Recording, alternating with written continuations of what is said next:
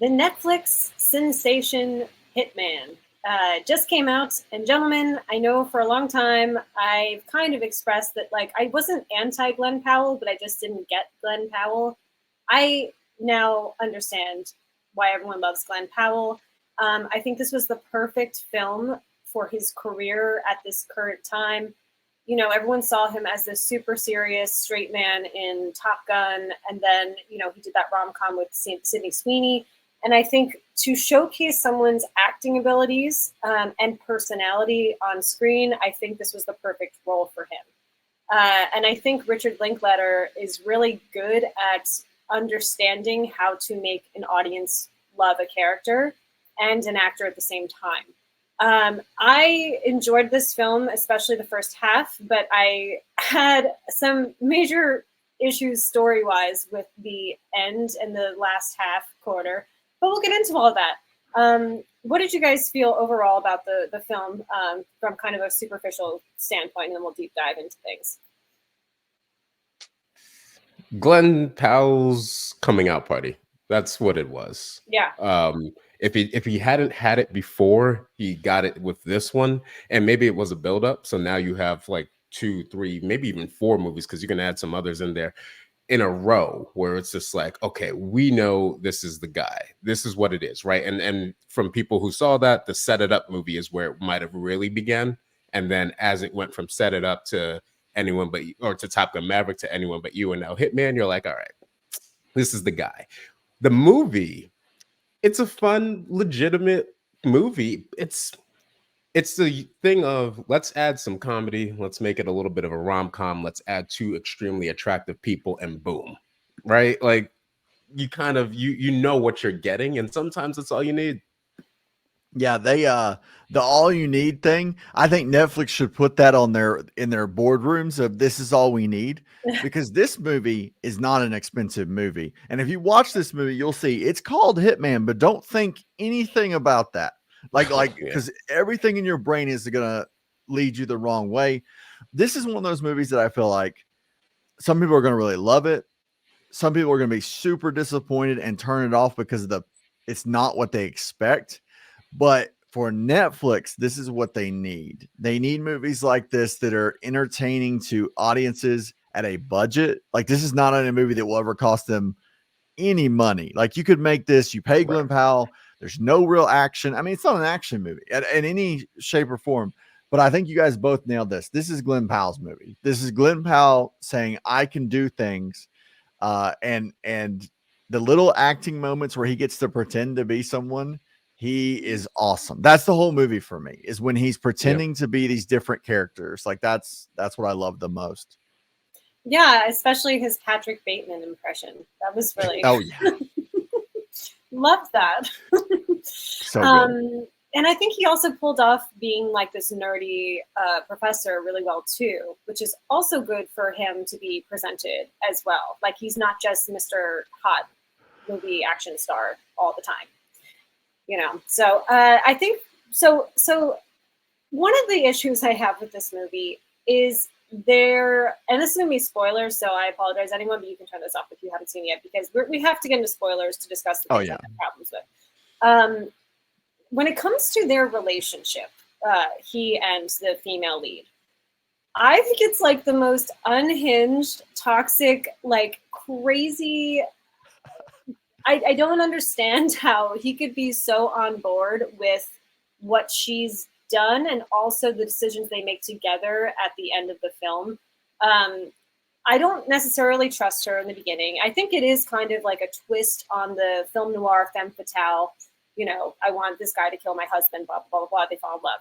However, in like film noirs that do that, either the sexy female either gets caught and in trouble, or she gets killed, or like something happens. Like there's something that like a retribution gets paid. And I feel like in this one, I didn't root for them as a couple because I felt that she was just nuts.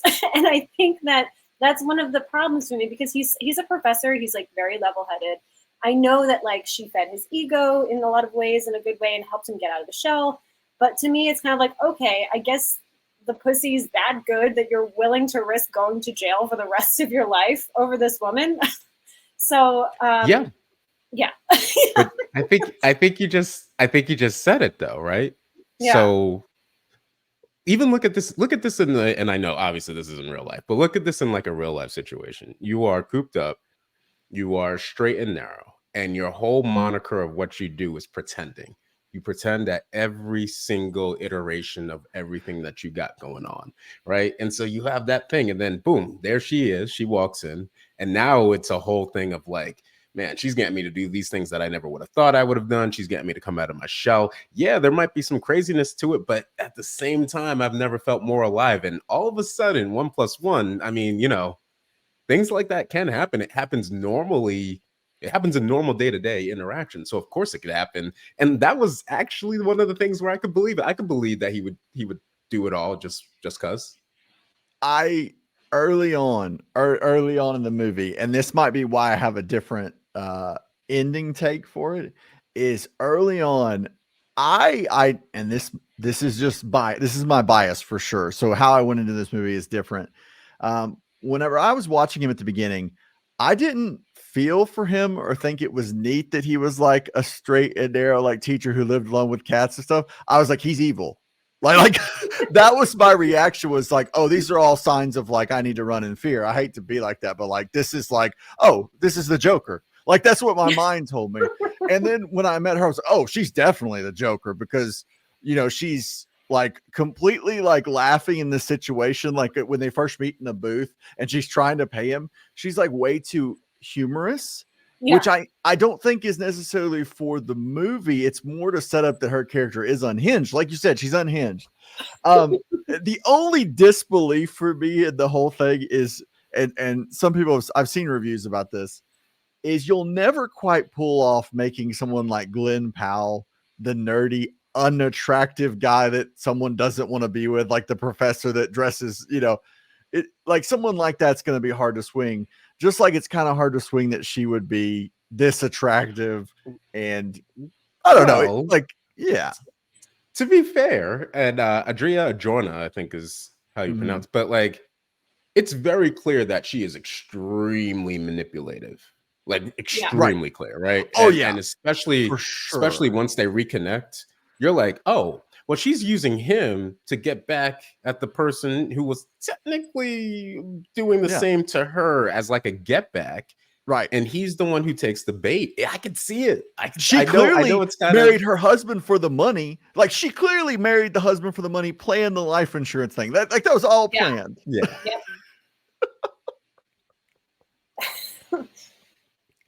I don't know if you have more to add to that, John. No, just they're the villains. They're both villains. I'm just saying, it's the fact that like, if she's the villain and he was willing to be the villain with her. Right. And that's all it takes. Joker, Harley Quinn, reverse it. Yeah. She like the story of Harley Quinn going to Joker. It's him becoming Harley Quinn. Like, yeah. The ride or die scenario. That's what it was. Yeah. And I think maybe there was something missing for me to like feel some type of something. Like, do you guys think that she, like, obviously her husband was not the best and was also kind of the worst, because he also tried to have him or, you know, murder both of them because she was just not with him anymore. You know, one of those scenarios. But do you think like he was as evil as she said he was, or she just, like you said, murder, like just for the money? I think it's the money. I don't think so either. It's never really showcased in a way. So now it's like a he said, she said, and what do we believe? Now, a lot of times you are relegated to like, all right, well, we're just gonna believe her just cause. But then as she becomes more unhinged, you're kind of like, well, I don't know. She didn't file for divorce. Yeah.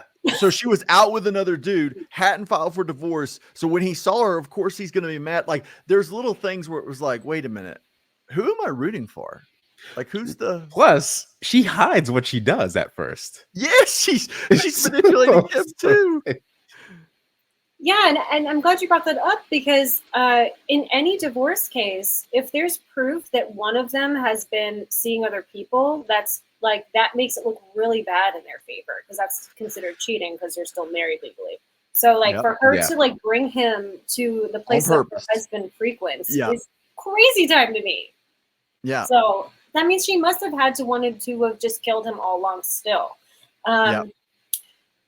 This kind of like, I like that you said it's a lot of he said, she said, because I think that also is kind of one of my biggest flaws that I feel this film has, because when it really stems down to the villain, I personally don't think that they should have killed him. I think they should have just given him money. He was too likable as a person, and he wasn't that bad of a person.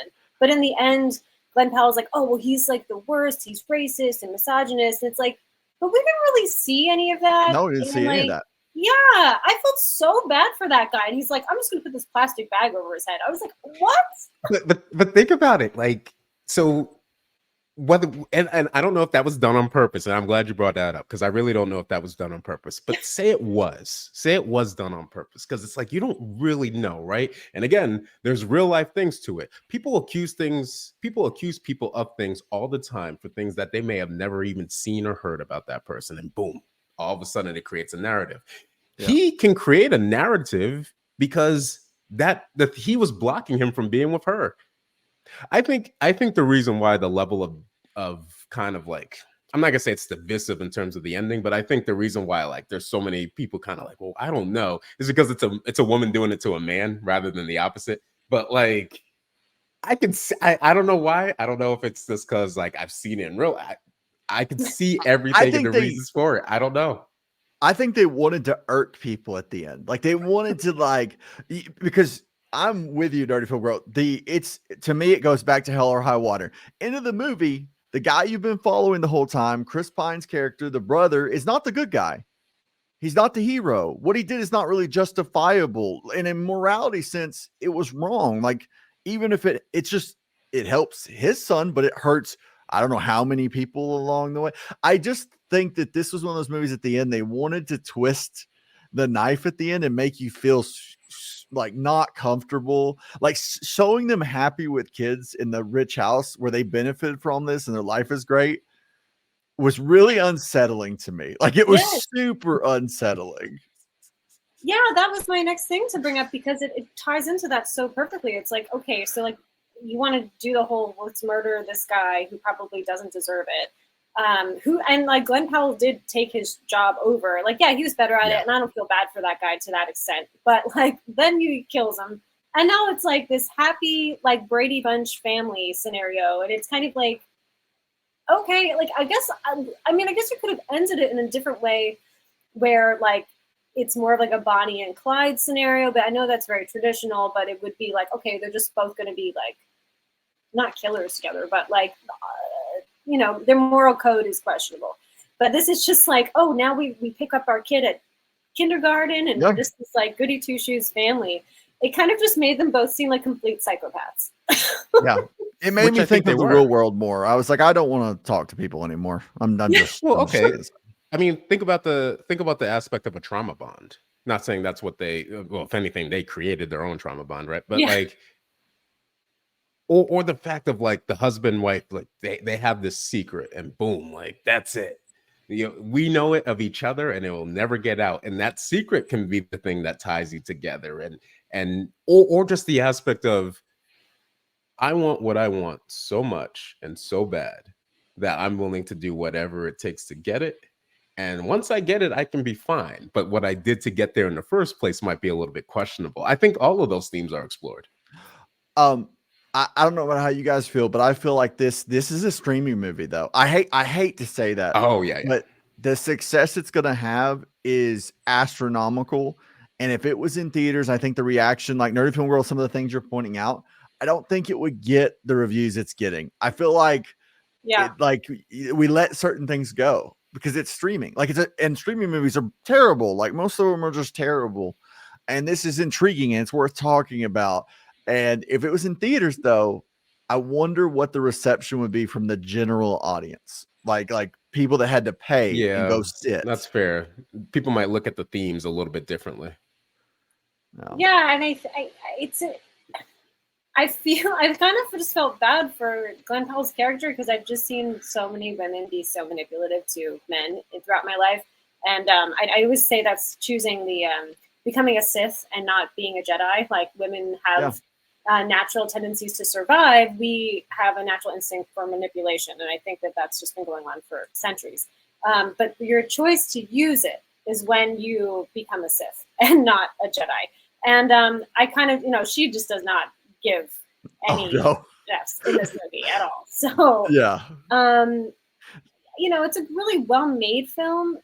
Richard Linklater obviously knows what he's doing as when it comes to like the production and the script and everything like that. I just don't know how rewatchable of a film this is for me, but I'm glad it does prove that at least Glen Powell is a star for a reason now too. Mm-hmm. One-time viewing. I stand by that. Yeah, I think it's a one-time as well. I kind of liked it. I like when they do something different for that ending. Like even the daughter asking how they met at the end, right? And it's kind of like they're gonna lie. They're gonna lie about how they met, and it's gonna be their lie. It's not gonna be his lie or her lie. It's gonna be theirs. I think there's something to it, and I think if you create a situation where it's like, you know what, this is how you get away with murder. I think it's interesting. I really do. And I think that's what gets people talking. Had they had any other wrap up, maybe she gets arrested or something. Even if they did because this would have been the kind of, I don't know. This is what I would have been the actual thing if they test audience were like, it has to be something different. She goes to jail 10 years later or 5 years later, he's outside the jail waiting for her to get out. Like that's what I feel like could have been the, this is what we always kind of do. But instead they just said, no, they both get away with it. Boom, scot-free. Yeah. It works. I would love to know more about the making of it, if there was any controversy over the story. Like if Netflix had any concerns over the story at all. Well, that goes back to your point though, right? If this is going into a theater and you have to have test audiences and things like that, does this ending hold up? Probably not. That's a good point. A lot of movies have had controversial endings, and then they have to change it to something that's a little bit more safe because the people in the movie theaters who represent basically nobody are saying, well, I didn't like it. Yeah. Maybe it's just the fact that he's a professor of psychology and philosophy.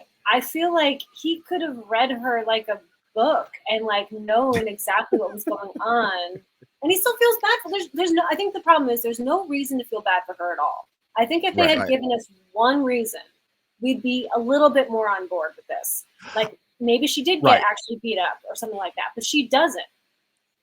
I think they should have showed him being a little bit more of a, because all right, so in my mind, when I see him saying that stuff in the classroom and acting so charismatic, I was like, he's a moron. Like I was like, any teacher with that much joy is a moron. Like they're insane, completely out of their mind. Like that was my natural thought. Like, why are you acting that way? Oh, you're insane. Like you're unhinged. This is Harley Quinn. Like I kept thinking to myself when he was talking to the students and he was so happy about his job. I was like, nope, something's wrong. Like, it's like the Men in Black thing. Like, which one do you point out? Oh, it's the one with the books at night. Oh yeah, that's the kid.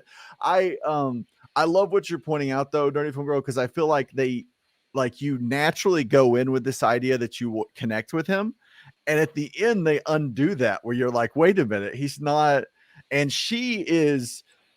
I think you did nail one thing. They want you to think that he's clearly only with her because she's so attractive and charismatically attractive. Like she's definitely using everything about him, and they want you to believe that he's only been with this one woman that broke his heart. And so here comes like supermodel level, funny. They show it too. They show it. Oh, they show it. Yeah.